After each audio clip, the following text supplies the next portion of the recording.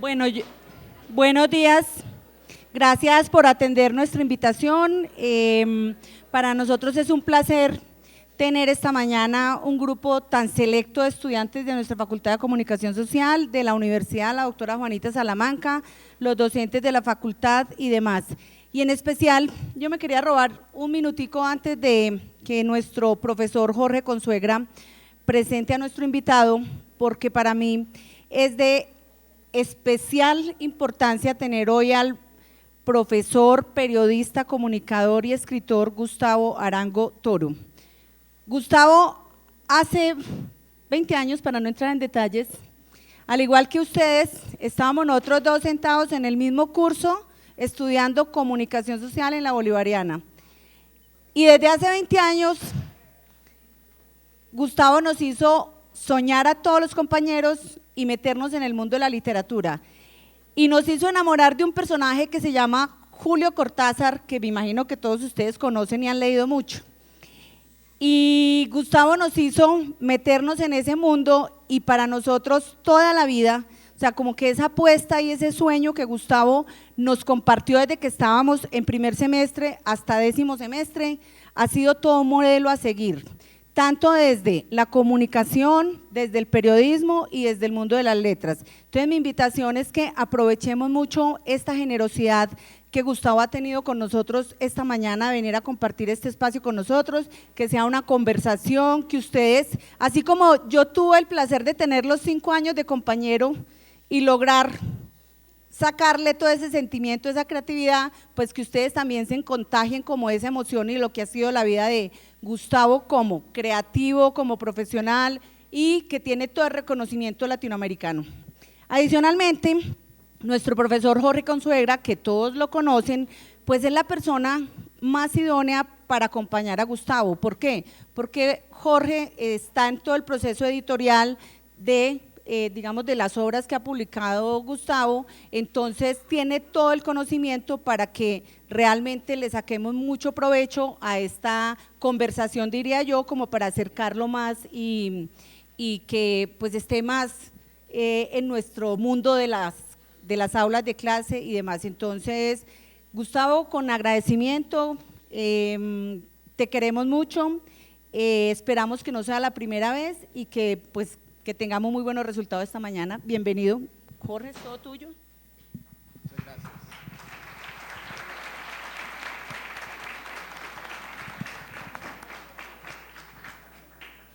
Bueno, pues gracias a la decana y ustedes que estén aquí en esta charla que vamos a tener con Gustavo.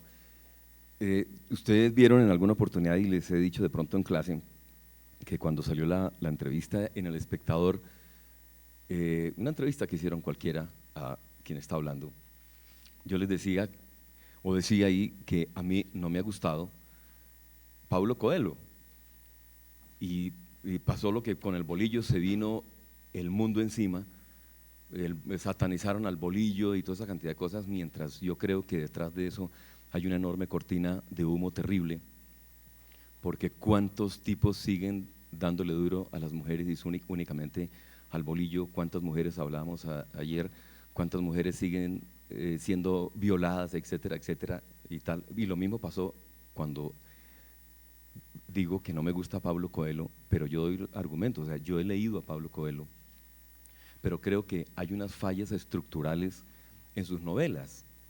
El lenguaje es un lenguaje bastante pobre, creo que no tiene realmente cocina, no tiene carpintería, pero tiene 20 millones de lectores. Eso, pues eso lo puede defender. Sigo creyendo que no es un buen escritor. Yo acabo de leer, y lo publiqué ayer en un periódico, acabo de leer una novela que me ha sorprendido mucho, tiene mucho parecido a Stephen Zweig, o Stephen Zweig, como dicen, un escritor que llega a Petrópolis, a unos 25 kilómetros al norte de Río de Janeiro, y simplemente se mata porque dice que la vida no vale la pena, como pasaba con uno de los escritores colombianos también, pero escribió 24 horas en la vida de una mujer que es sencillamente extraordinaria.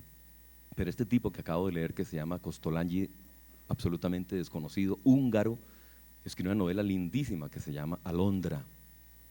Y Alondra es la historia simplemente de un señor de 60, 62 años, casado con una mujer de 58 y tiene una hija absolutamente fea, feísima, feísima. Y un día el señor decide tomarse unos tragos, se emborracha y le dice a la mujer: estamos sufriendo porque la hija es muy fea, matémosla. ¿Qué puede suceder en eso? Pero lo importante no es solo el tema, sino cómo él presenta el tema, cómo lo desarrolla, cómo lo estructura. Eso es lo que lo enamora a uno de pronto de la literatura. Y todo eso para unir con El origen del mundo, que ahora vamos a hablar con Gustavo al respecto. Tuve, y ahí sí uno debe decirlo, como la fortuna, desde lejos de dialogar, entre comillas, con Gustavo, desde esa lejana y cercana Cartagena de Indias, cuando teníamos un amigo en común, maravilloso amigo, inolvidable amigo. Tenía un libro muy lindo, Noticias desde la otra orilla, Jorge García Usta. Jorge trabajaba en el Universal Dominical, afiebrado de los libros, enamorado de los libros. Entra Gustavo escribe una especie de biografía, reportaje, obra, novela, lo que sea, de Gabriel García Márquez, que se llama Un ramo de no me olvides, porque es el otro García Márquez, es el García Márquez sentimental, el hombre que tiene que aguantarse las ganas de irse a tomar un tinto, porque no puede tomarse el tinto, porque se le vienen todos los lectores angustiados para que le regale también un autógrafo y saber que ha perdido toda esta cantidad de cosas. Pero bueno, y ahí cuando Gustavo está en Cartagena dirigiendo el Universal Dominical, uno continuamente también pues metido en ese mundo de los libros, que es más que una pasión, a veces es como una obsesión, y comparte uno. Ahora, cuando Gustavo sale del país, se va para Nueva York, queda Gustavo Tatis Guerra, que ahora es pintor, ¿no? Sí. Ahora es pintor. Y Gustavo lleva dirigiendo pues suficiente tiempo el Universal Dominical. Este año, bueno, el año pasado de este año, estando yo, actualmente ustedes saben, yo hago la asesoría editorial de Ediciones B, y de México llaman y dicen: ve, un colombiano ganó el premio bicentenario con El origen del mundo. Uno metido en esto dice: El origen del mundo, yo recuerdo, ¿no? Entonces, ¿le subimos por allá?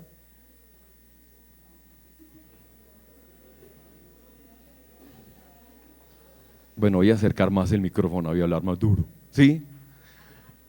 Bueno, entonces, El origen del mundo es, y ojalá que ustedes salgan, y hay que decirlo en esa forma, que salgan un poco enamorados. A quienes les gusta la literatura seguramente se van a meter mucho más, y lo que decía la decana ahora, van a enamorarse mucho más de un Cortázar, de un Borges, porque ese origen del mundo en donde aparece un personaje definitivamente fascinante. Seguramente ese personaje ustedes lo han visto en el Externado de Colombia, o en la Javeriana, o en la Universidad de La Sabana, en muchos lugares, y es magnífico Delgado, es un profesor, un bacán, de verdad, es un buen bacán. Es un bacán que ve a 3, 4, 5 estudiantes, le encanta ver a las estudiantes, seguramente se enamora de las estudiantes, pero tiene no la prevención, sino simplemente las ve, y empieza ese juego, a veces erótico, de poder ver a una estudiante, pero con otros ojos. Pueden ser con los ojos del alma, no desde los ojos de Soho, sino del alma. Que por cierto, esta semana la revista Soho, me imagino cuántos periodistas querrán a partir de hoy irse a la casa de Nariño a ver a la subjefe de prensa que aparece en almendra en la revista Soho. Terrible. De todas maneras, ese origen del mundo fascina y encanta y enamora, porque ustedes van a, bueno, hay exageraciones, pero hay unas buenas exageraciones. El martes yo le decía a, ¿cómo se llama? El de La ventana de Caracol. Bueno, Frank Solano. Claro, con el respeto a una cantidad de profesores, por ejemplo, yo le decía a Cristo Figueroa, le dije: mire, yo aprendo más con el origen del mundo que en un semestre de literatura allá en la Javeriana, porque es que es un recorrido maravilloso por la literatura, conocer los personajes, conocer situaciones, hay un erotismo muy bien elaborado, no es una Anna Isnin, no es la crucifixión rosada de Henry Miller con Nexus, Textus y Plexus, tiene de pronto mucho de Lawrence, tiene mucho de tantos escritores, pero es ese erotismo que se debe saber manejar y manejar con el alma, saber que yo no puedo tocar los linderos del morbo, sino es saber provocar al lector, pero diciéndole, ojo, cuidado, no coma más chile porque se va a picar, sino esa dosificación. Eso es lo que encanta del Origen del Mundo. Es una novela que se puede leer con una enorme facilidad, con un enorme gusto, con una enorme alegría. Es una novela que es un buen bombombún, pero es una buena literatura. Y vean, y termino con eso. Yo sigo creyendo, y por eso vuelvo al comienzo, a mí no me gusta Pablo Coelho, pero hay gente que le gusta Pablo Coelho, y repito, son 20 millones de lectores que tiene Pablo Coelho a lo largo del mundo. El domingo pasado, en Lecturas Dominicales, Jorge Iván Parra dice: El ruido de las cosas al caer, de Juan Gabriel Vázquez, es una novela flojísima. Bueno, a otros les ha gustado, ha vendido, no sé, 3.000, 4.000 ejemplares y les ha gustado. Gardiazabal dice que es una novela absolutamente simple, pero bueno, se sigue vendiendo. Eso es subjetivo, el gusto por la literatura es subjetivo, o sea, a mí me puede gustar, a otro no le puede gustar. Yo tengo casi la seguridad que les va a encantar a ustedes El Origen del Mundo, y no estoy haciendo publicidad, pero les va a encantar por eso, porque hay cocina, hay carpintería, está la alegría de corregir, volver a corregir, y el drama muchas veces de los escritores, que así tenga 100 páginas escritas, pues si hay que borrarlas, hay que borrarlas. Hay escenas o hay cuadros que seguramente no cuadran en todo el proceso de la novela, pues hay que eliminarlas, y eso es supremamente duro. Yo pienso que la buena novela, la buena literatura tiene que tener eso, mucho de sacrificio, mucho de alegría, mucho de construcción, borrar, corregir, crear, hacer, proponer, y eso es lo que está en El Origen del Mundo. Y ustedes van a ver la portada. El Origen del Mundo no está en un crisantemo, no está más abajo del ombligo, no está más arriba de las rodillas. El Origen del Mundo es la misma vida, la esperanza, la ilusión, la ternura, no el odio contra el bolillo, sino el origen también de una sonrisa, de un abrazo, de la posibilidad de la ternura, porque la literatura también tiene muchísimo de ternura. Como yo no soy el invitado, sino Gustavo, y él tiene una agenda bastante apretada hoy, bastante apretada. Tiene que estar en el canal del Tiempo, después en City TV, después en otra cantidad de cosas, entonces lo vamos a hacer. Gustavo hablará un poco de esa literatura, del periodismo, después vamos a tener una opción de dialogar un poco, y después una bandeja paisa bien rica. ¿Ha comido bandeja paisa con sushi? Con su chicharrón. Mil gracias, y ahí está Gustavo. Gracias, Jorge.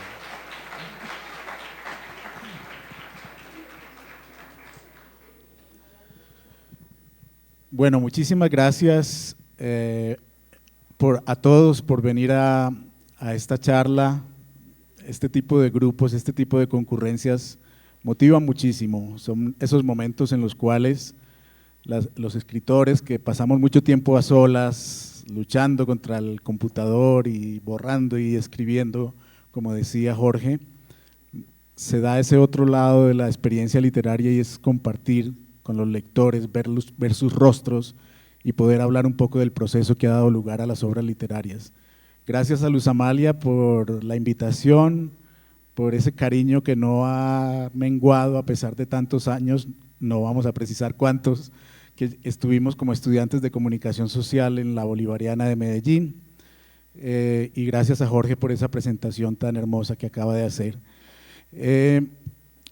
Este es un grupo que para mí representa un interés muy especial, porque siento que de algún modo muchas de las personas que están aquí en este grupo están en una posición similar a la que yo tuve cuando yo era estudiante de comunicación social y aspiraba a ser escritor, y todavía aspiro a ser escritor, y aspiraba también a llegar a la literatura a través del periodismo, del ejercicio del periodismo escrito.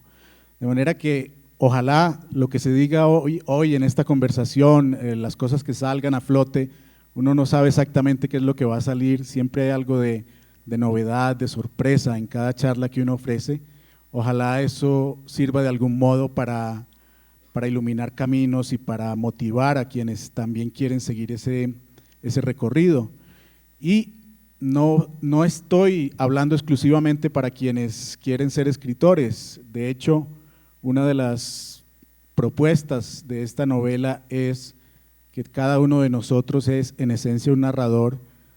Probablemente muchos se han visto en esa situación en la cual alguien dice: esa historia deberías escribirla, eso es como una novela, ¿por qué no lo escribes? Y todos tenemos historias que deberían escribirse, que son como una novela y que son como algo que merecería ser un libro. De hecho, he insistido en las charlas y presentaciones del libro en que uno de los niveles del origen del mundo es que puede ser tomado como un manual de escritura creativa. Magnífico Delgado, el personaje principal, es un profesor de español no en los Estados Unidos, en el país del sueño, y está enseñando un curso de escritura creativa durante el verano. Es un curso que dura 6 semanas a 9 estudiantes mujeres. Y en la novela, en esa base, digamos, anecdótica de la novela, hay muchísimos ejercicios de creación escrita que pueden ser aplicados por el lector. Alguna vez quise escribir un manual de escritura creativa, he enseñado muchos cursos de escritura creativa y resulta que cuando estaba escribiendo esta novela descubrí que podía incorporar el manual a la novela. Entonces un lector puede muy bien suspender la lectura y hacer los ejercicios que Magnífico y sus estudiantes, sus musas del verano, están haciendo en este relato. Es una novela, entiendo que tiene muchos niveles y por eso a veces me he visto en mucha dificultad para explicar de qué trata el origen del mundo. A veces doy la respuesta de Quiroga, de Horacio Quiroga, como toda la literatura son cuentos de amor, de locura y de muerte. Toda la literatura se refiere a esos temas, el amor, la locura y la muerte. Pero bueno, entrando ya al plano más específico de la historia, hay un nivel que me parece también muy interesante para todos nosotros y que ya Jorge lo mencionaba, y es el de las relaciones maestro-alumno.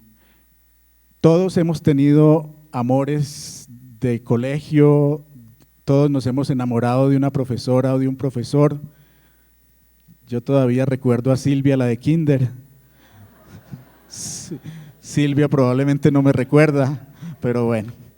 Sí, donde estés, Silvia, todavía te amo. Y entonces,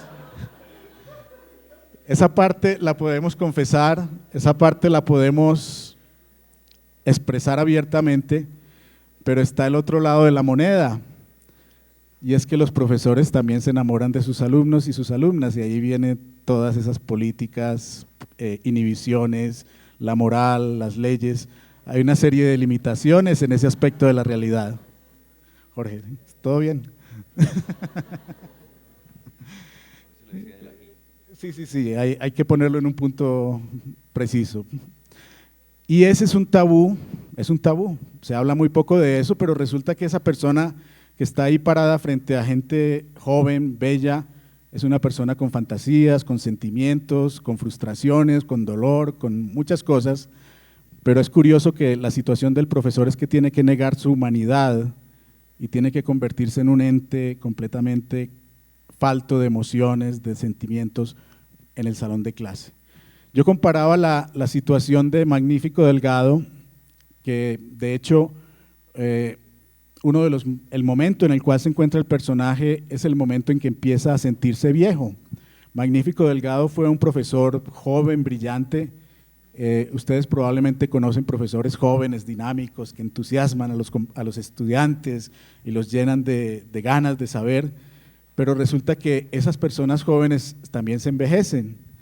Y la novela empieza en el momento en que Magnífico… Sí, te vas a envejecer algún día, Jorge. Y tienes que empezar a prepararte. Y justamente la novela empieza cuando Magnífico empieza a darse cuenta de que se está haciendo viejo. De hecho, el primer capítulo se llama así, El aprendiz de viejo. Y es el primer día del curso de verano. Magnífico, siempre que va a empezar un nuevo curso, tiene un ritual muy extraño que se llama el ritual del sanitario. Y es que se va para un baño, se moja la cara, se mira al espejo, respira profundo y dice: yo soy un magnífico, voy a ir a sorprenderlos y a contagiarlos de mi entusiasmo. De hecho, la frase específica es que Magnífico, mirándose al espejo, se dice a sí mismo: ahora ve y mátalos. E iba y los mataba. Pero ya Magnífico se está haciendo viejo y está empezando entonces a sentir ese proceso que es tan interesante y que yo comparo con el opuesto al de esa novela de Oscar Wilde que se llama El retrato de Dorian Gray. ¿Han leído, conocen la obra El retrato de Dorian Gray? Que es la historia de esta persona que no quería envejecer y que además llevaba una vida bastante disoluta, pero todos los efectos y las consecuencias de su vida disoluta se reflejaban en una pintura de él que estaba guardada en un cuarto. Es decir, quien envejecía, quien aparecía demacrado era el cuadro y la persona real siempre era joven, siempre era bella. Yo pienso que la situación del profesor es todo lo contrario. En la situación del profesor, la gente siempre es joven, porque está siempre rodeado de gente joven. La fotografía siempre es joven, la fotografía no envejece, pero el personaje se va haciendo viejo en medio de la juventud. Y eso es un drama. Consideren entonces a sus profesores, porque son personas que están viviendo un drama muy terrible. Y es que se están haciendo viejos en medio de la juventud, del esplendor, de la exuberancia de la vida que se da justamente alrededor de los 20 años. Entonces Magnífico está viviendo ese drama y le ocurre de repente que empieza a enseñar un curso de escritura creativa y tiene 9 estudiantes y todas son mujeres. Y esa es más o menos la base a partir de la cual se desarrolla la historia del origen del mundo. Hay una cantidad de elementos adicionales. Por ejemplo, Magnífico tiene la frustración o quiere ser un escritor y algunos capítulos de la novela son las obras de Magnífico Delgado, son el producto supuestamente de su propia creación. Entonces, el capítulo 3, que se llama Confieso que he matado, supuestamente fue escrito por Magnífico, o el capítulo 5, que se llama Oscuridad Variable, también fue escrito por Magnífico. Y el penúltimo capítulo, que lleva el título del libro, El origen del mundo, también supuestamente fue escrito por Magnífico Delgado. Hay una referencia clara a una pintura que tal vez ustedes conocen, El origen del mundo, del pintor francés Gustave Courbet, que es una pintura de 1866, es un torso de mujer desnuda con las piernas bastante abiertas, y que constantemente ha generado discusiones en torno al límite entre el erotismo y la pornografía. De hecho, El origen del mundo fue prohibido hace solo unos meses de Facebook, fue eliminado de Facebook porque se consideraba una pintura pornográfica. Esa es una de las reflexiones también del texto, porque, como lo mencionaba Jorge, el erotismo de esta novela no tiende hacia la pornografía, es un erotismo que apunta más hacia el erotismo del alma. ¿Cuál es el erotismo del alma? Es aquel que incorpora o reúne esas facetas del ser humano que nuestro tiempo está separando.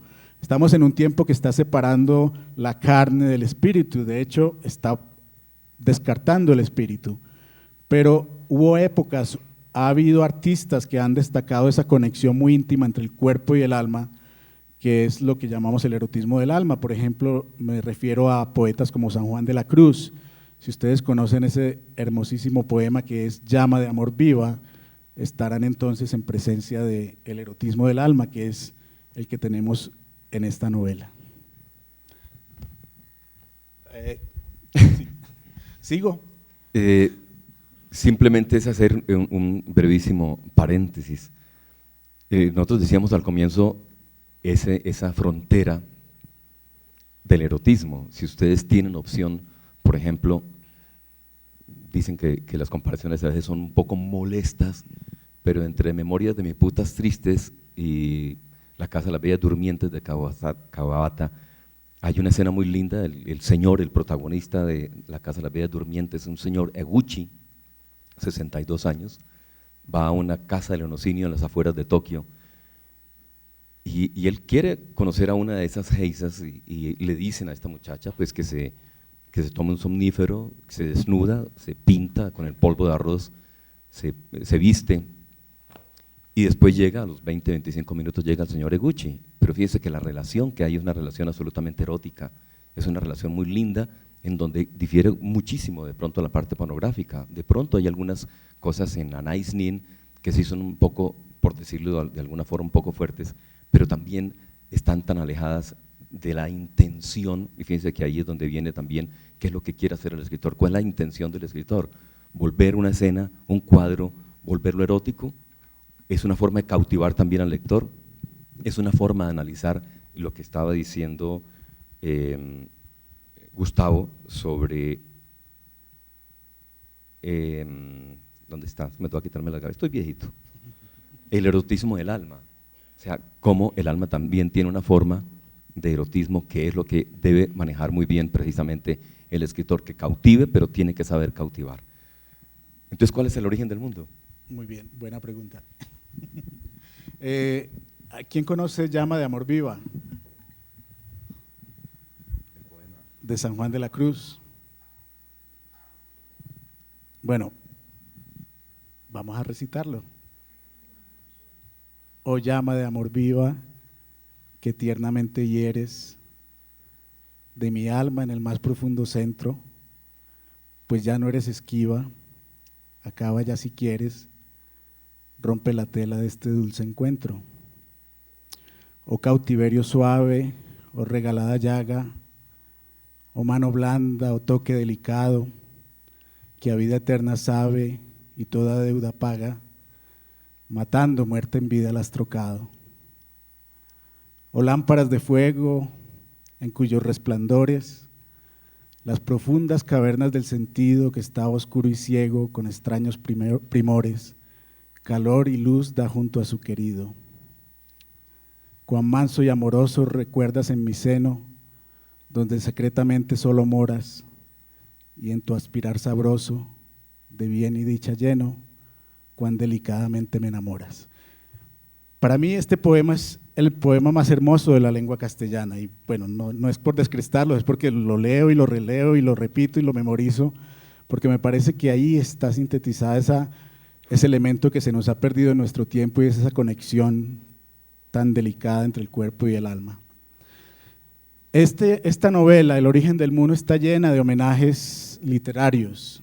Yo he sido un lector apasionado, leo más la literatura antigua que la literatura contemporánea, leo mucho los poetas místicos, los poetas del siglo de oro, y de hecho esta novela está llena de referencias, de citas escondidas. Yo he dicho que El origen del mundo es como una especie de cacería del tesoro. Podríamos hacer una especie de concurso a ver cuántas personas logran identificar líneas de Quevedo, de Garcilaso de la Vega, de Lope de Vega, de Fray Luis de León, y también referencias mucho más contemporáneas, del modernismo, de Silva, de Rubén Darío, pero están escondidas, están fundidas con el texto, y a veces es difícil saber exactamente que son citas, a veces parece que son simplemente frases comunes del texto literario. Yo mismo alguna vez empecé la tarea de identificar las citas, hacer una lista de todas esas referencias, pero nunca la terminé. Pero quienes tengan la oportunidad de leer la novela, los invito a que hagan eso, porque es también un juego literario.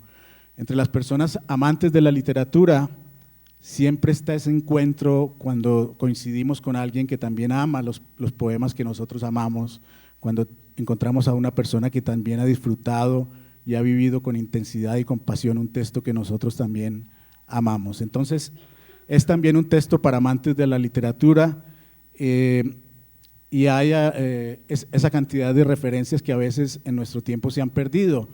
De hecho, quiero contarles una anécdota, y no es por criticar a los editores, estoy muy contento con los editores y con Ediciones B, que ha hecho esta hermosa edición del origen del mundo, pero en el momento en que el libro se estaba editando para publicar en México, tuve que sostener una serie de conversaciones con el editor encargado del texto, porque a veces no eran muy evidentes las intenciones del texto. Entonces, por ejemplo, En algún momento Magnífico Delgado está mirando las manos de una de sus estudiantes y entonces aparece esta parte del poema que acabo de decirles, o mano blanda o toque delicado, y la respuesta del editor fue decir, esto sobra.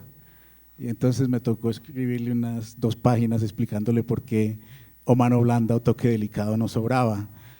Pero a veces es difícil que se entienda la naturaleza de un texto como este, porque como lo decía Jorge, es un texto de trabajo muy minucioso, de detalles muy pequeños, es un texto muy cuidadoso que tal vez es difícil que se encuentre y que se aprecie en nuestro tiempo, porque estamos muy acostumbrados a sacar libros en serie, a veces sin haberlos terminado de corregir o de pulir, simplemente porque hay una maquinaria editorial que requiere nuevos libros, más libros, constantemente novedades editoriales.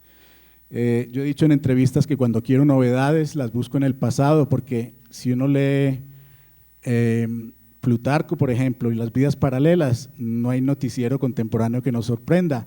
Al contrario, se burlaría de la mediocridad de los criminales contemporáneos. Los criminales del pasado eran mucho más creativos. Entonces, en el pasado encuentra uno una fuente para la literatura que son inagotables.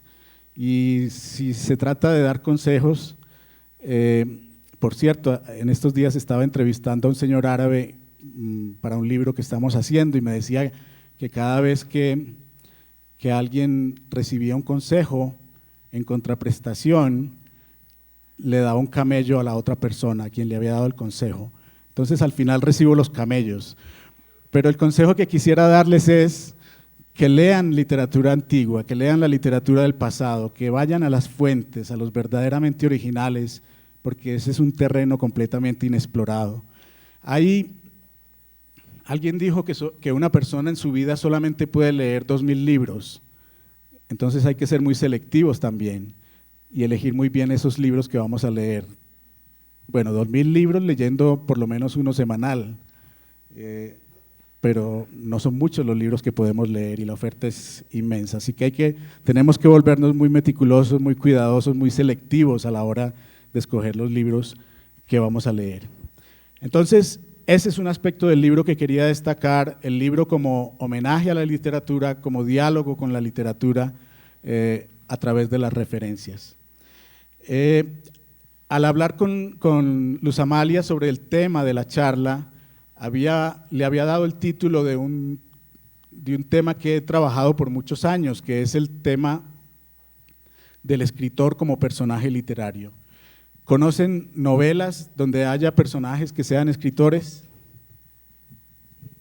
¿Cuáles?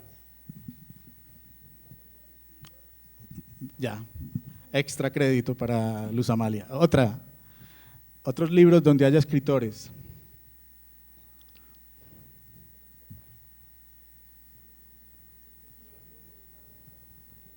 Bueno, decía Charles Taylor que es una persona que ha reflexionado sobre ese tema de la pérdida de la conexión entre la corporalidad y la espiritualidad, que la literatura contemporánea abunda en representaciones de la creación escrita.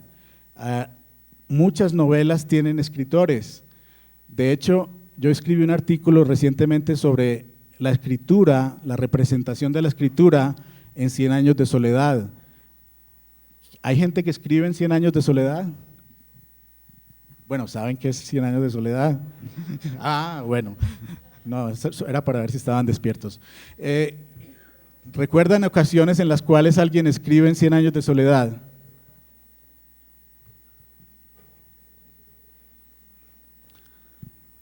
¿Cómo termina 100 años de soledad?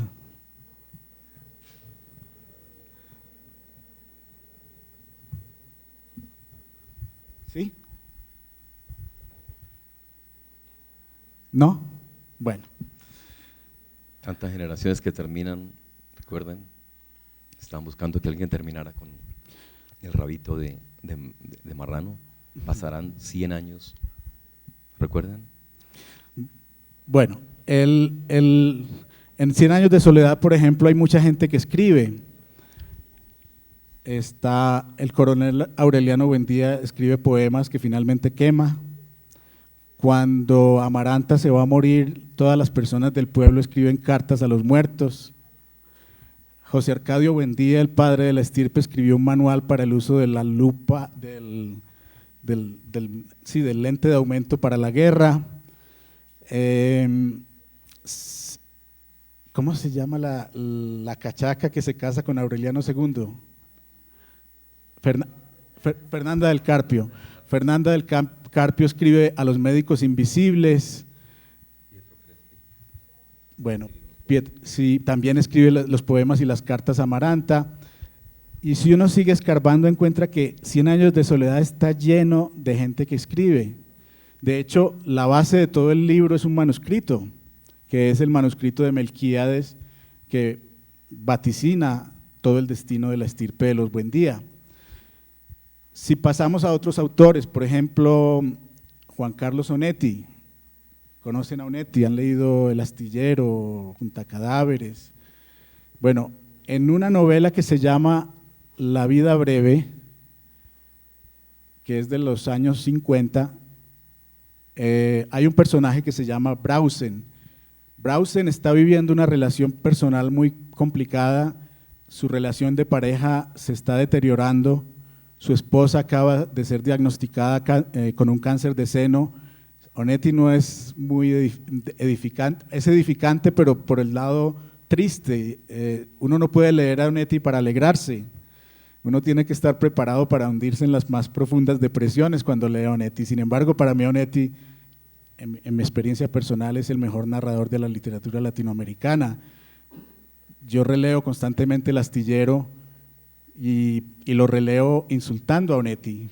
Me da rabia con Onetti porque escribe muy bien y entonces yo me pongo a pensar, bueno, ¿cuándo es que yo voy a escribir como este HP? Porque da mucha rabia leer a Onetti y saber que escribe tan bien y no saber cómo fue que llegó. Bueno, Onetti no era un escritor profesional, era un escritor de cuadernito y en la cama, tirado en la cama y… En un aljibe también, en alguna oportunidad de lo que cuentan en esa biografía que recién aparece, al papá le molestaba que leyera y había un aljibe seco y él bajaba 3, 4 metros y allá se ponía a escribir y se ponía a leer también.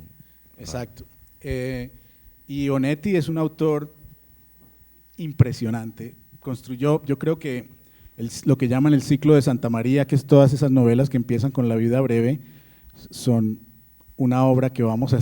Bueno, nosotros no, porque no vamos a estar en 3 siglos, pero si alguna vez alguien se devuelve a mirar cuáles son los escritores de nuestro tiempo, el Cervantes de nuestro tiempo, yo creo que es probable que descubran a Onetti. Y en La vida breve hay un personaje llamado Brausen que está escribiendo un guión de cine y ahí es donde aparece Santa María. Santa María se convierte después en el escenario de la mayoría de las novelas restantes de Onetti. Es el escenario de Juntacadáveres, del astillero, Para una tumba sin nombre, de Dejemos hablar al viento, de Cuando ya no importe. Todas esas novelas transcurren en Santa María, que fue creada por Brausen en La vida breve. Noten entonces que todos estos escritores, Onetti, García Márquez, tienen personajes básicos que son escritores. Cortázar, ¿dónde están los escritores de Cortázar?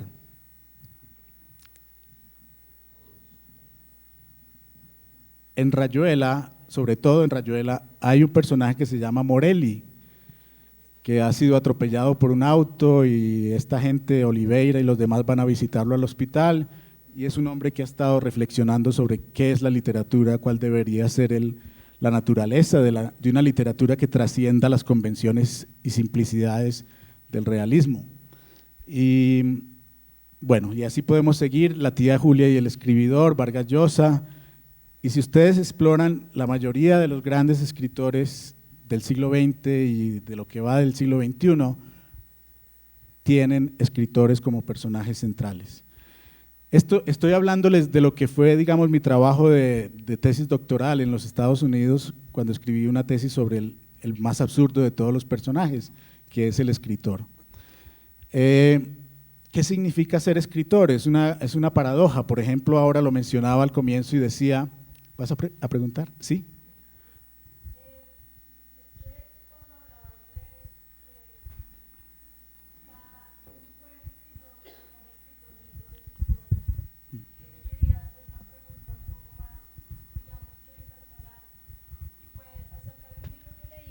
Sí.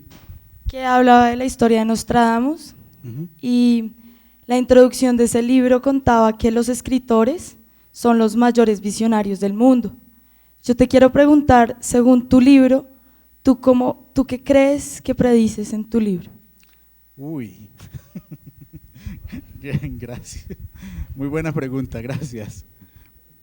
Esta pregunta debe ser respondida en varias partes. Una es, visionario no necesariamente es quien predice.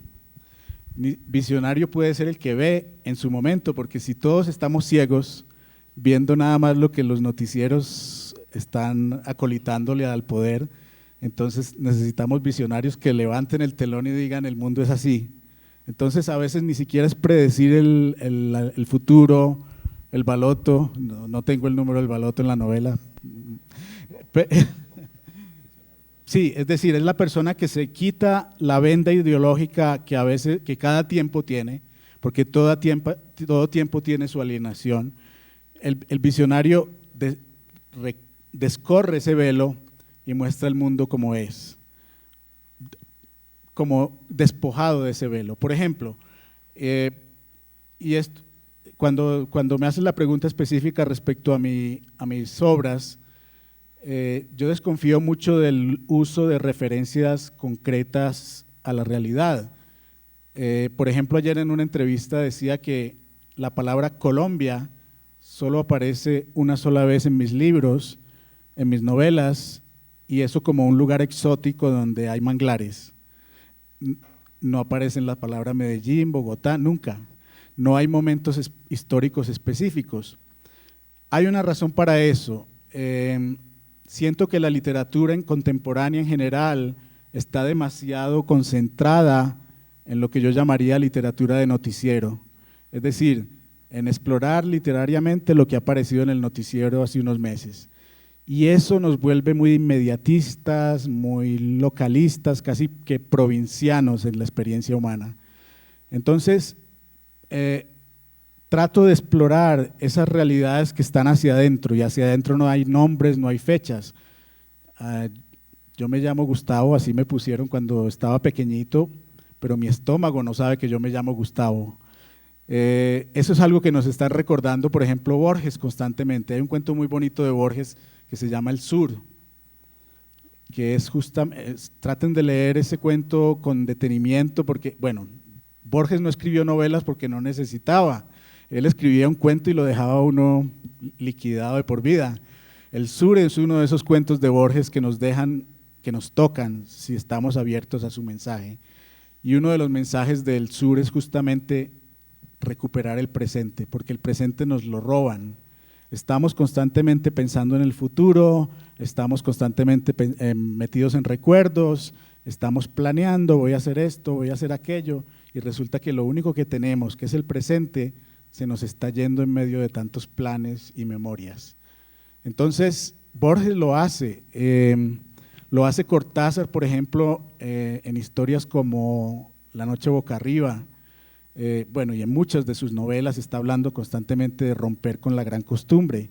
La gran costumbre es ese velo que no nos deja ver la realidad inmediata y saber, por ejemplo, que la vida se nos escapa, que no sabemos cuántos días tenemos. Nadie puede asegurar que tiene ni siquiera un día más de vida. Hay una frase de la Celestina que a mí siempre me ha gustado repetir y es, ¿te gusta la Celestina? Es maravillosa. Hay una frase de la Celestina que dice, nadie es tan viejo que no pueda vivir un año más y nadie es tan joven que no pueda morir mañana. Eso es lo que la literatura nos está recordando, que no podemos pensar que cuando yo tenga 80 o que cuando tenga 90, Y eso es también lo que nos dicen los místicos, tenemos que estar con el equipaje listo en cualquier momento, porque no sabemos cuándo es el llamado. Entonces, ese visionario en el sentido de estar recordando lo valiosa que es la vida, lo valioso que es el instante, por más pequeño e insignificante que parezca, eso sí lo hay. Hay una frase de Chesterton que me gusta muchísimo. Chesterton es un amor, es un autor que quiero mucho. Yo no me canso de leer a Chesterton, y de hecho Chesterton fue una de las grandes influencias de Borges, y dice, debemos movernos por la vida con dos elementos, el aprecio y la gratitud. Es una soberbia enorme pensar que un ser humano tiene derecho a una flor. El problema que nos pasa si no apreciamos la vida es que somos soberbios, es que no estamos valorando todos los regalos que trae cada día. Si al final de un día ustedes llegan y dicen, este día fue perdido, castíguense, regáñense por blasfemos, porque no hay días perdidos, no hay instantes perdidos. Y eso es lo que la literatura está tratando de recordarnos, cierto tipo de literatura, no toda, pero es aquella literatura que no está siguiéndole la corriente a la ideología, a la noticia, sino que está explorando los recovecos del alma, que son tan complicados y tan complejos. La persona que menos conocemos somos nosotros mismos. La persona a la que más mentiras le decimos somos nosotros mismos. Nos levantamos, vamos al espejo y ya nos estamos diciendo mentiras. Hay una frase de Fray Luis muy bonita en La Perfecta Casada que dice que, hablando del mal genio de algunas mujeres, decía, el espejo no quiso mentirles esa mañana. Entonces, todos estamos diciéndonos mentiras a toda hora. Y este tipo de literatura que yo trato de hacer, que nunca culmina, que no tiene un punto en que se diga ya se logró, es justamente ese despojo, ese desnudamiento. Y esa palabra desnudamiento es muy apropiada para el libro, porque justamente escribir es desnudarse, es exponerse, y eso significa romper una serie de inhibiciones, de barreras, de prejuicios. De hecho, una de las preguntas que más he tenido que responder con esta novela es qué tan autobiográfica es, qué tanto de Magnífico Delgado, de Gustavo Arango hay en Magnífico Delgado, y hay demasiado, pero yo siempre he dicho que no, que 2 o 3 cositas, porque esta novela llegó a ser publicada casi que por accidente. La había enviado en el 2007 al Premio Herralde, quedó finalista, y me dediqué a corregirla. De hecho, también Jorge hablaba como de corregir a veces implica sacrificar buena parte de una obra. Tuve que eliminar un capítulo de 40 páginas que la hacía demasiado complicada para leer, pero creo que ha quedado mucho mejor así. Es una novela corta, 190 páginas, que hace que invita al lector a leer despacio, porque hay que leer despacio, especialmente si el texto está lleno de matices, de sutilezas, de referencias. Y entonces, cuando supe de este premio en México, me interesó particularmente porque era un premio que no daba dinero. Estamos en un tiempo de grandes premios literarios, hay premios que dan $500,000 o no sé cuánto más. Bueno, $500,000 me resolverían buena parte de mis deudas, me sacarían de las culebras que tengo, pero el hecho de ver que ese concurso no daba dinero me pareció muy interesante, porque primero no iba a interesarle a las personas que estaban buscando el dinero, y a veces la literatura es amor al arte en la mayoría de los casos, es decir, solo hay unos cuantos escritores que viven de la literatura y a veces son incomprendidos. Por ejemplo, García Márquez, todos podemos reconocer que vive de la literatura, pero cuando preguntamos ahora sobre la novela, había muchas dudas, o sea que García Márquez es un autor incomprendido.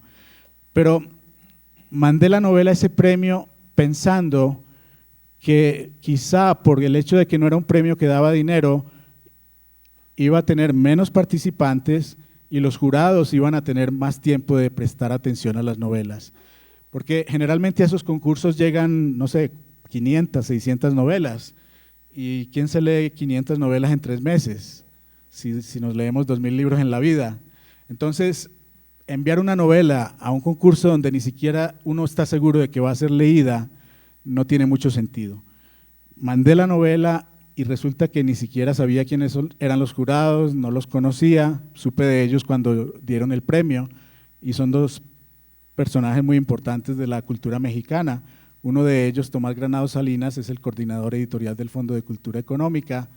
El otro, Mario González, es el presidente de la Sociedad de Escritores Mexicanos. Los concursos interesan porque los lectores, los jurados, pueden ser personas que aprecien la propuesta literaria que uno está haciendo. Y yo soy consciente que esta propuesta literaria no es digamos, la que circula tradicionalmente como en los libros más vendidos. La propuesta hacia adentro es menos interesante que la propuesta externa, realista, de ocasión. Entonces, volviendo para redondear y para darle la palabra a Jorge, porque no quiero arrullarlos, es esos libros donde aparecen los escritores representados tienen un efecto interesante en nosotros como lectores. Y hay un ensayo de Borges que les recomiendo, se llama Magias Parciales del Quijote. No sé si lo conocen. Ahí en Magias Parciales del Quijote, Borges decía, ¿por qué nos interesa tanto esa escena en la que el Quijote está leyendo el Quijote? El personaje Don Quijote de la Mancha está leyendo un libro que se llama el Don Quijote. ¿Por qué nos interesa en Hamlet esa representación teatral de la situación que se está viviendo en ese reino?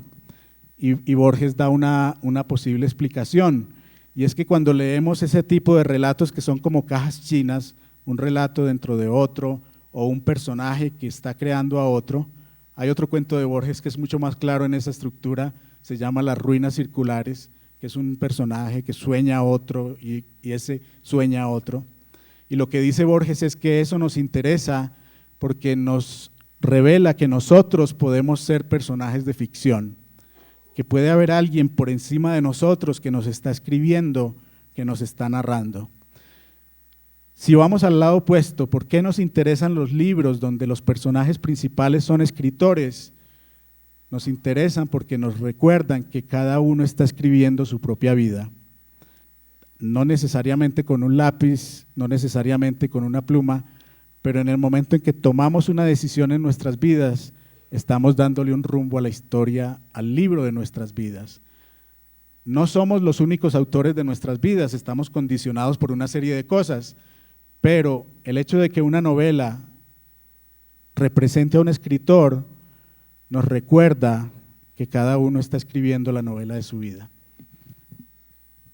Ahora vamos a que ustedes hablen también, pero solo 2 preguntas rápidas para Gustavo. Una, ya vamos, Vicky. ¿Por qué 9 mujeres? ¿Por qué 9 estudiantes? ¿Por qué no 4 estudiantes varones y 5 mujeres? ¿Por qué la fijación por ellas? Y lo otro, periodismo, si le dedicó tanto tiempo, Gustavo, a las lecturas dominicales del Universal o el Universal Dominical, ¿cómo empezó a manejar esa parte del periodismo y la literatura y periodismo continuamente? Volviendo a la primera pregunta es, ¿por qué no aparecen también unos colegas, profesores, amigos ahí de Magnífico Delgado? Porque efectivamente es un magnífico Delgado. ¿Qué puede significar esa connotación, ese nombre y ese apellido? ¿Y por qué la portada que habíamos hablado antes, en la mujer, siempre la mujer? Después entonces entramos y hacemos unas 5 o 6 preguntas y después sí viene la bandeja paisa. Con sushi. Bueno, voy a empezar por la segunda pregunta. Jorge preguntaba sobre la experiencia periodística y sobre la experiencia de escribir literatura. Siempre se ha insistido, periodismo literario o la crónica o el reportaje como los géneros literarios del periodismo, y algo que yo descubrí con el ejercicio periodístico. Durante 10 años trabajé en el Universal de Cartagena,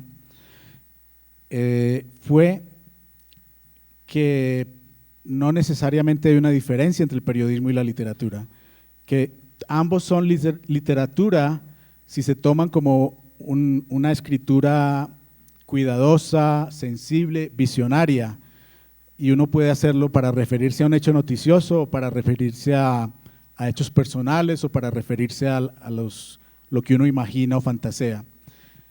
Algo que descubrí entonces es que uno siempre está escribiendo la crónica de su vida, solo que algunos capítulos se publican en periódicos y otros se publican en novelas y otros se quedan en los diarios.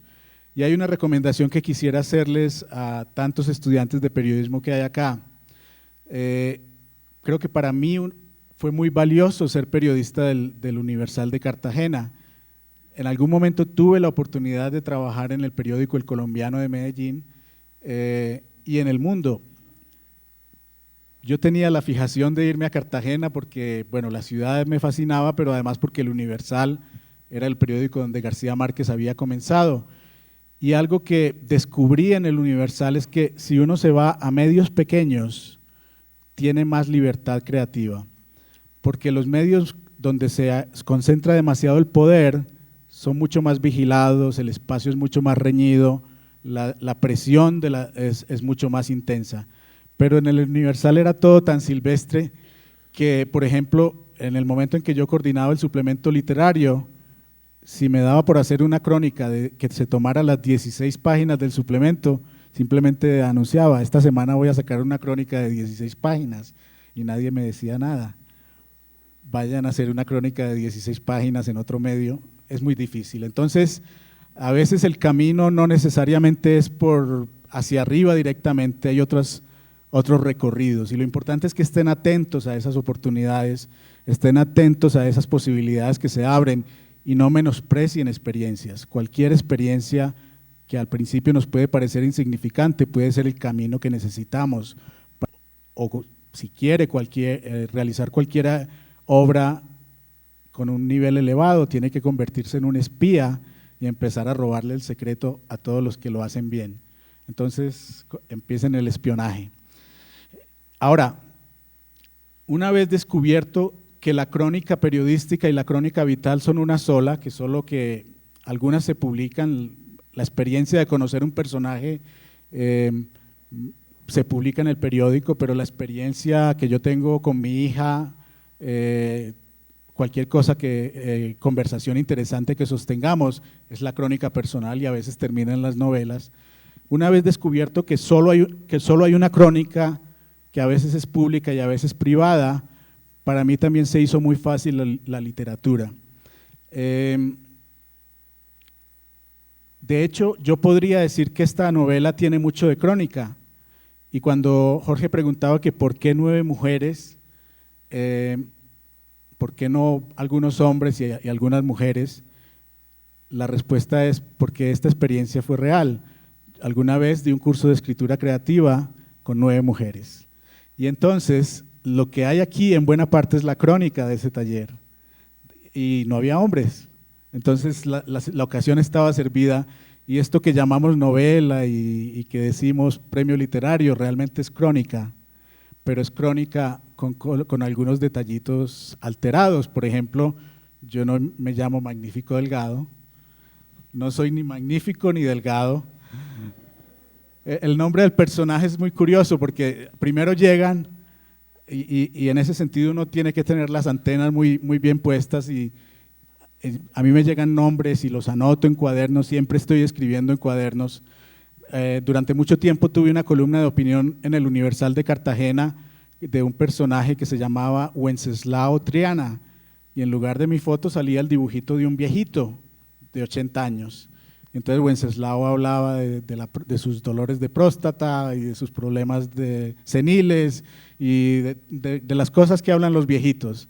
Y es muy interesante porque era un personaje de ficción opinando sobre hechos de la realidad. Wenceslao tuvo mucha acogida en Cartagena y la gente le escribía cartas y mucha gente no sabía quién era Wenceslao, pero digamos que fue el precursor de Magnífico Delgado, en el sentido de que es un personaje literario que sin embargo lleva dentro de sí muchos elementos de verdad, muchos elementos de crónica personal. Hagan la prueba, vayan si van en el Transmilenio, por ejemplo, si encuentran una silla, se sientan y empiecen a escribir lo que escuchan y ya, ahí tienen un cuento. Es decir, el mundo está tan lleno de historias, de situaciones, que realmente ni siquiera es necesario el esfuerzo de imaginar. Y lo otro que preguntabas era lo de Magnífico Delgado. No es un nombre que haya sido concebido conscientemente, pero de hecho un periodista de EFE descubrió una relación con un Magnífico que hay en 100 años de soledad. ¿Recuerdan cuál Magnífico había en 100 años de soledad? Bueno, a leer 100 años de soledad. Se llamaba Magnífico Bisbal y de hecho la sonoridad es casi la misma, Magnífico Bisbal, Magnífico Delgado.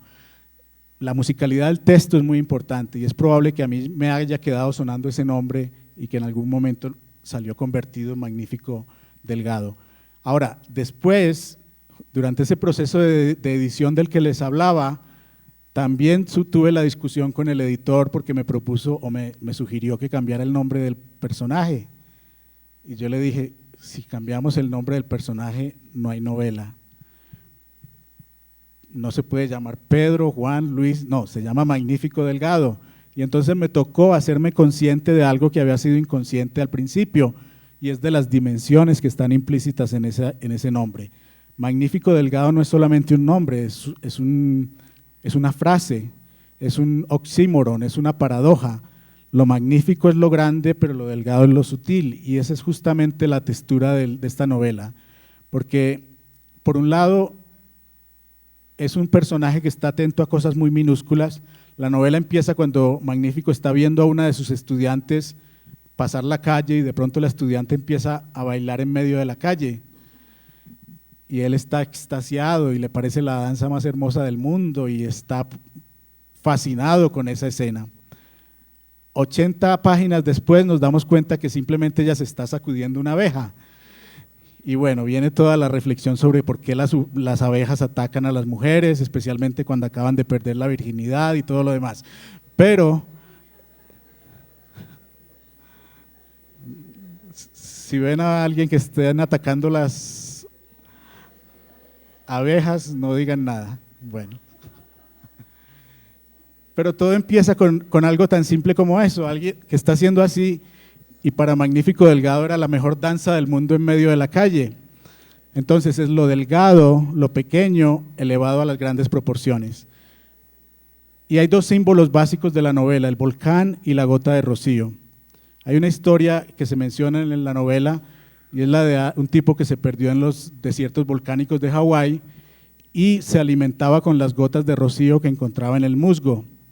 Y para Magnífico esa historia es muy impactante porque él siente que él vive de las gotas de rocío, vive de pequeños episodios, de pequeños momentos que lo nutren y que lo llevan a experimentar la grandeza. Fueron 2 veces que dijo Gustavo de las mujeres, era ese curso de verano, pero García Márquez dijo, y ya con eso terminamos, para que ustedes hablen, en alguna oportunidad le preguntan a García Márquez por qué las mariposas amarillas de Mauricio de Babilonia. Porque si hubieran sido azules, no tenían la misma magia. Si en esta novela aparecen 8 mujeres y un hombre, pierde la magia. Magnífico Delgado pierde la magia si se llama Jorge Consuegra o Luis Pérez o Carlos Martínez. La magia precisamente radica en eso y cómo uno logra encajar o cómo el escritor logra encajar precisamente eso. Bueno, vamos a hablar Laura Gordillo o Delgadillo, porque es Magnífica Delgado. Bueno, vamos a hablar. Más adelante, yo no sé si doña Gloria Virginia Gracias, Consuegra. tiene Muchas los gracias. libros allá. A ver. Bueno, este señor Magnífico Delgado sería considerado un personaje absurdo. Pues, sí, o sea, sí, ¿por qué sería considerado? Bien, cuando hablo de absurdo, habría que explicar por qué lo considero absurdo. Tomo como referencia un libro que también les recomiendo y me va a llenar de camellos a la salida, y es El mito de Sísifo, de Albert Camus. ¿Lo están leyendo? Sí. ¿Tienen que leer? Bueno, entonces no les voy a contar de qué trata, bueno, pero no les cuento. Ah, bueno, no puedo contar de qué trata el mito de Sísifo, pero bueno, el absurdo se experimenta de muchas maneras, y no estoy hablando del libro de Camus. Cuando muere un ser cercano, cuando experimentamos por primera vez y de manera muy profunda la experiencia de la muerte, se experimenta el absurdo. Nos preguntamos, pero entonces ¿a qué me trajeron aquí si me voy a morir? Esto es una trampa. Yo no fui consultado para nacer. Como decía Rafael Pombo en ese poema que le valió la excomunión. ¿Quién dio esa ley enemiga de ser para padecer? Si en la nada estaba yo, ¿por qué de la nada he sido?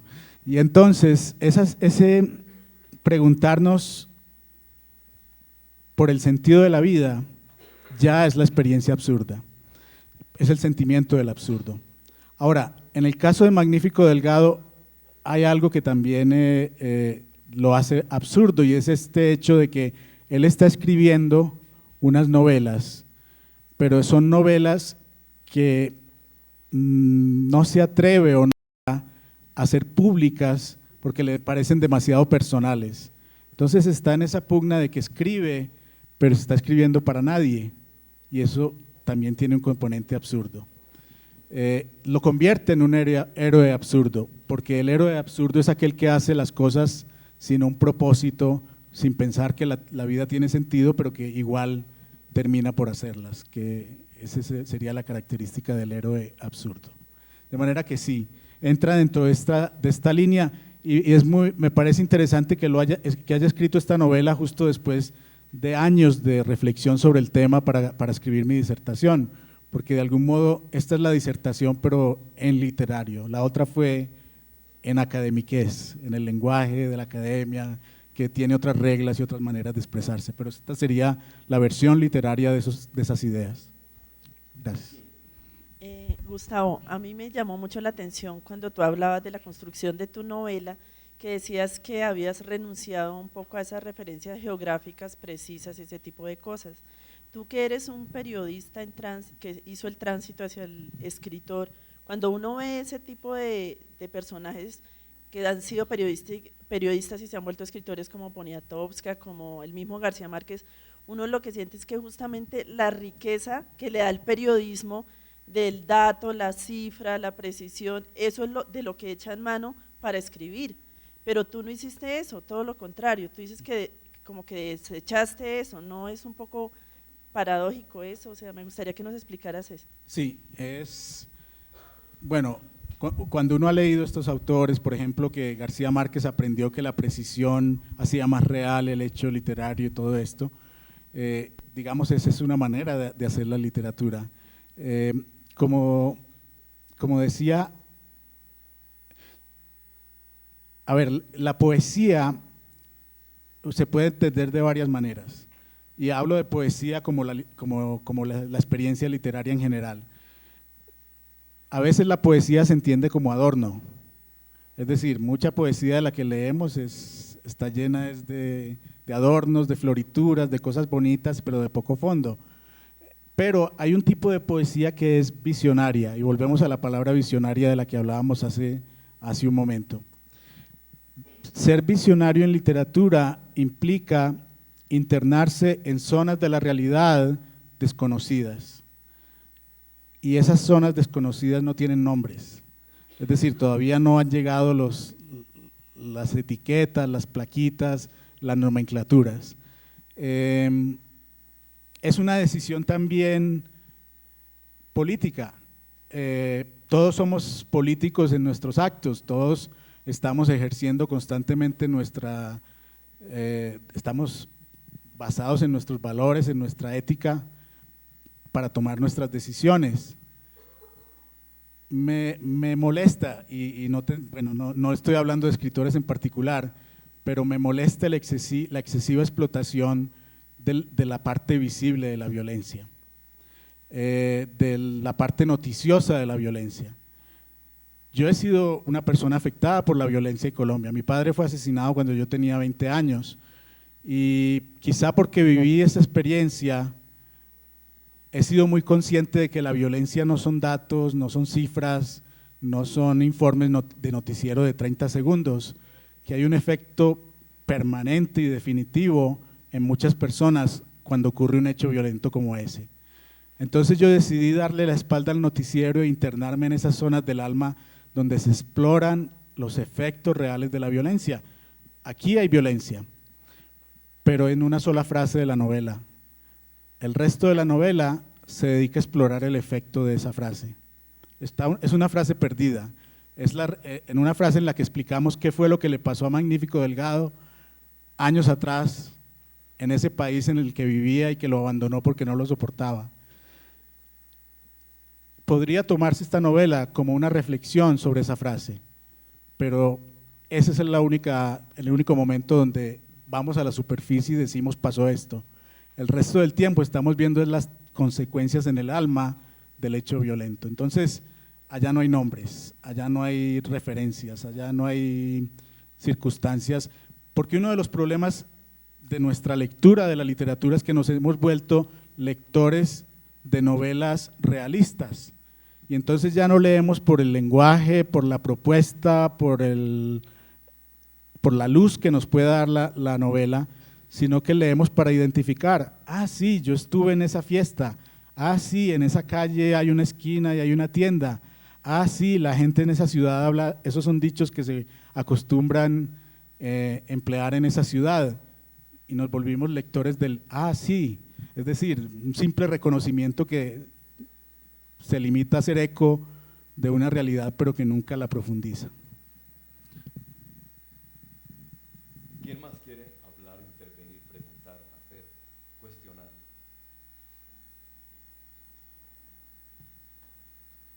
Sí. Juanita. Ánimo, bueno.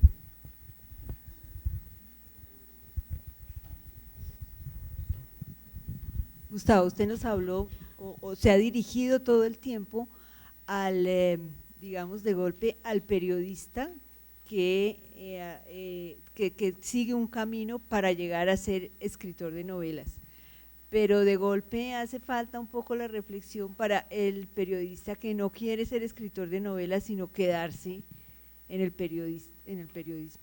Bien, gracias. Sí. Estoy hablando, le tengo preferencia, están en la rosca los que quieren ser literatos y estoy ahí un poco dejando abandonados a los que quieren ser periodistas más allá de lo literario. Bueno, yo diría dos cosas. Una, que incluso cuando todos tienen que ser buenos lectores, si ustedes leen, por ejemplo, cualquier revista, yo soy un gran lector de una revista de farándula completamente superficial que se llama Entertainment Weekly. Es sobre los actores, las actrices, las películas, los cantantes, y sin embargo, aún el perfil más simple es un perfil literario, porque tiene el uso justo del lenguaje, es novedoso, nos revela facetas interesantes de un personaje. Entonces, yo diría que aún quien no quiera ser escritor y quien no quiera hacer novelas, debe reconocer que está haciendo un uso del lenguaje, que es un uso consciente y conocedor del lenguaje. Es una herramienta muy valiosa. Recuerden, el lenguaje es casi que el gran logro de la humanidad. La escritura es nuestra mayor sofisticación. Nosotros levantamos, agarramos, empujamos, pero escribir implica una serie de procesos mentales y físicos que son muy complejos. Todo lo que vino después, la tecnología, la ciencia, todo eso, se ha debido a nuestra capacidad para materializar el pensamiento. Entonces, somos los oficiantes de la tarea más sublime que desarrolla el ser humano. Estamos en sociedades que a veces nos desplazan y nos ponen al margen, pero si verdaderamente situáramos desde una perspectiva humana las tareas, la tarea de escribir es la tarea más sublime y más elevada. Entonces, incluso quien solamente quiere ser periodista tiene el deber de pulir su instrumento, de ser muy consciente, de saber que está desempeñando un alto oficio. Eso por un lado.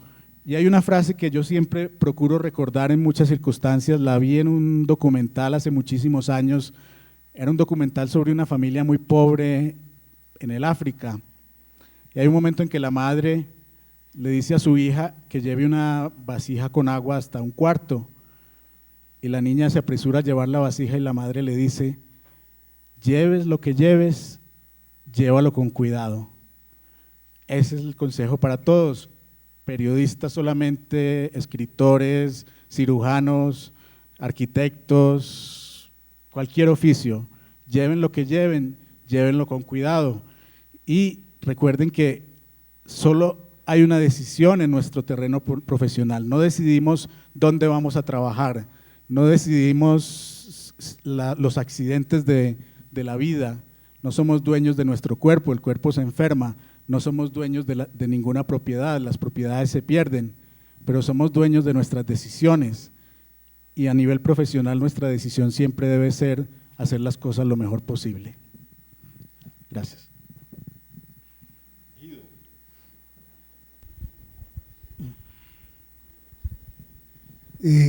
Gustavo, creo que te has referido varias veces al tema del tiempo, quizá para distinguir que tú prefieres escribir más en una temporalidad o en un pasado que ser presa de la actualidad, que diría que sería un poco la definición del periodismo. No sé si es una pregunta o una reflexión para que participar en este sentido. Creo que gran parte de la literatura, entre comillas, contemporánea colombiana, tiene dos fenómenos muy visibles. Uno, el de referirse a un presente muy inmediato, por eso pues el mundo de la violencia que tú hablabas, quizá un poco despectivamente, ese mundo superficial de la violencia, digámoslo así, de los sicarios, etcétera, etcétera, etcétera. Ese toma gran parte y ha sido como el boom, como la bandera, como el canon contemporáneo de la novela colombiana. Y otro fenómeno también que ha acompañado editorialmente en los últimos años es el de los periodistas novelistas. Aquellos periodistas, aquellas personas que tienen un oficio periodístico y en un momento determinado pasan a la novela para satisfacción e incluso quizá por motivación de las mismas editoriales, porque también crean, digamos, una especie de fondo editorial que se disputa a los lectores de esas novelas. Entonces, un poco ese panorama sería un panorama de la actualidad, de la rabiosa actualidad, ¿cierto?, de los periodistas y de los novelistas que robarían un poco la última noticia para narrarla, para contarla y de pronto inflarla, no sé, en muchas páginas y hacer novelas. Y creo que por fortuna tú no perteneces a ninguno de esos dos grupos, y eso me agrada y me interesa leer la novela, entre otras cosas, por esa razón. Pero quería saber si coincides con eso, si crees que un poco el panorama de lo que está sucediendo, por lo menos de lo que están impulsando principalmente las editoriales, está en esa pequeña o pobre dualidad de los novelistas de la actualidad y de los novelistas periodistas. Bien, muchas gracias. Sí, a veces he dicho, por ejemplo, que en literatura muchos escritores, la literatura es como si fuera una casa muy grande y todos estuvieran apiñados en un solo cuarto, mientras que el resto de los cuartos, los patios, están sin habitar. Ahora, puede ser una impresión equivocada, porque finalmente es muy difícil tener una impresión general de lo que se está haciendo en literatura hoy. Sabemos lo que sale publicado, pero no sabemos otras cosas que se están haciendo y que han sido descartadas o han quedado por fuera de la industria editorial. Por eso el tiempo es el único que realmente podría revelarnos o darnos una visión más completa de lo que se está haciendo hoy en día. Sí, el tiempo con minúscula, bueno, sí. Vargas Vila lo pondría con mayúscula, bueno. Pero sí, exacto, no, valga la aclaración. Pero sí, hay esa tendencia. Yo creo que, yo digo un poco en broma que agradezco infinitamente a la vida que yo decidí ser escritor antes de 1982, porque a partir de 1982, con el Nobel de Literatura García Márquez, surgieron muchas vocaciones equivocadas. Mucha gente se interesó por hacer literatura, no por el oficio, no por esa devoción que implica la tarea, sino por la visibilidad, el brillo de la fama que representaba ese triunfo del Premio Nobel de Literatura García Márquez. Y entonces hemos visto ese fenómeno del escritor que quiere ser famoso pero no quiere escribir, o que quiere estar en los medios constantemente y todo eso, sin haber hecho una obra. Para mí el gran ejemplo de alguien que ha construido una obra en la sombra es Juan Carlos Onetti, justamente el autor del que les hablaba. Onetti escribió El Pozo, escribió La vida breve, El astillero, Junta cadáveres, sin ser un escritor reconocido. Tuvo algún renombre, ganó algunos premios, pero no era un autor ni publicado por grandes editoriales, ni muy leído. El prestigio, digamos, el nombre de Onetti empezó a hacerse más visible en los años 70, ya cuando Onetti era un hombre de más de 60 años. Hay que construir obra, olvidarse un poco de esos brillos de la fama que tanto daño hacen, porque vuelven al escritor complaciente con tal de obtener esa fama. Y si alguien, digamos, quiere ser escritor, es importante que se pregunte ¿para qué? De hecho, hay una parte de la novela donde Magnífico reflexiona sobre esos momentos de su vida en que se preguntó ¿para qué quería escribir?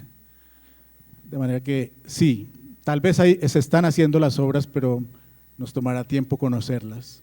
Pero por lo que vemos ahora, la mayoría están en un solo lugar y el resto de la casa está sin habitar. Gracias.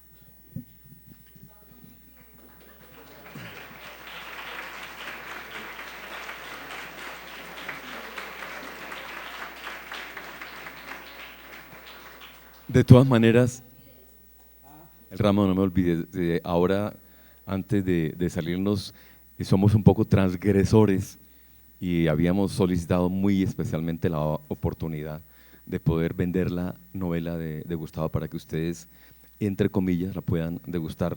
Entonces, así medio escondidos vamos a tener por ahí una, si Denis nos permite, ¿no? Tenemos la novela ahí más, digamos, cuando salgamos. Para terminar, hablamos un poquito de No me olvides, un poquitico, un ramo de No me olvides. Muy linda, ¿no está por ahí? ¿No está? ¿No la trajiste? Es un ramo, no me olvides, muy linda. Ojalá que se tenga la opción de leerla también. Y con eso entonces terminamos con esta propuesta para que Gustavo hable por qué un ramo de No me olvides en las dos acepciones, No me olvides y por qué un ramo de No me olvides. A usted muchas gracias, lo mismo a la decana y Gustavo despide. Bueno, un ramo de No me olvides es lo hemos mencionado, es un texto sobre los inicios de García Márquez como periodista en Cartagena, y lo escribí cuando yo era también periodista del diario El Universal. Fue una tarea de investigación muy bonita, porque además de revisar los archivos de prensa de la época, tuve la oportunidad de entrevistar a los amigos de García Márquez de aquellos tiempos. Todos ellos eran personas ya muy mayores. En alguna época, cuando estaba en Cartagena, tenía 30 años cuando escribí esa novela, y ya me pueden sacar cuentas. Y curiosamente era una persona de 30 años que tenía una gallada, o ya no sé cómo se llama, un grupo de amigos, un parche de amigos de 80. De ahí salió un poco Wenceslao Triana, porque todos mis amigos eran octogenarios, y lo que yo no sabía era que se me iban a morir todos los amigos y ya no están.